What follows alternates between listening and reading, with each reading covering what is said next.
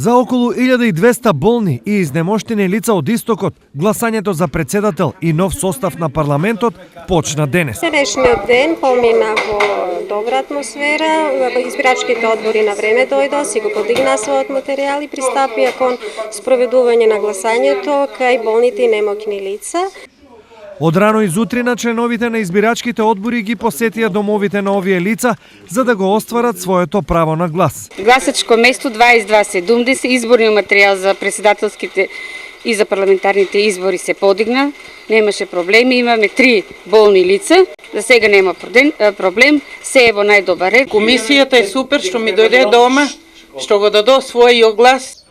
Слично беше и во Карбинци, каде денес гласаа 23 лица со право на глас. Сите барања Општинската комисија ги одобри и во текот на денешниот ден извршено посета и гласање кај болните и немоќни лица. Се во најдобар ред, болните мислам гласаат со помош, кој како може и неговата волја е испочитувана, така да немаме проблеми. Во Делчево, правото на глас го искористија 227 болни и изнемоштени лица. Купно пријавени и одобрени барања за гласање на болни и немокни лица, Општинската изборна комисија доби 227 и тие лица во текот на денешниот ден ќе им се овозможи да го остварат своето гласачко право. Без проблеми денес се гласаше и во останатите општини од регионот, а можност да гласаат има и 164 осуденици кои се сместени во Штипскиот затвор. За сите останати, гласањето ќе се одвива утре. Вкупно, во источниот регион, право на глас имаат 162.403 лица, а гласањето ќе се спроведе на 373 избирачки места. А еве како се гласаше некогаш.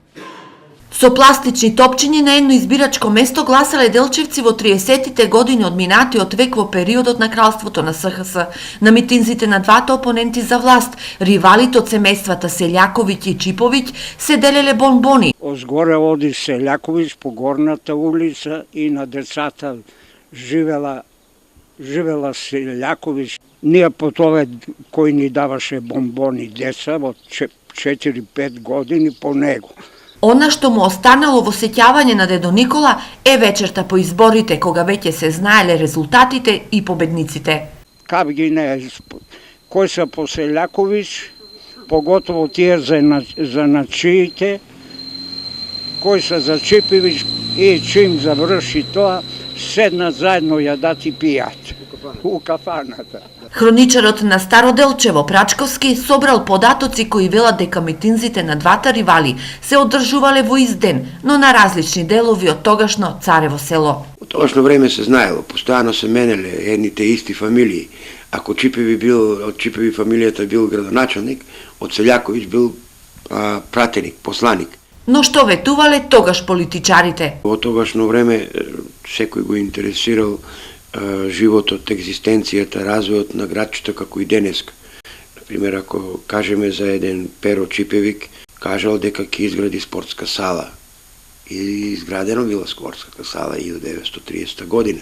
Делчево денеска гласа на 36 избирачки места. Во предизборието имаше и митинзи, но и избор од кандидати, претенденти за власт. Имаше и големи ветувања, но немаше бонбони и одамна веќе нема заедничка прослава на победниците и поразените.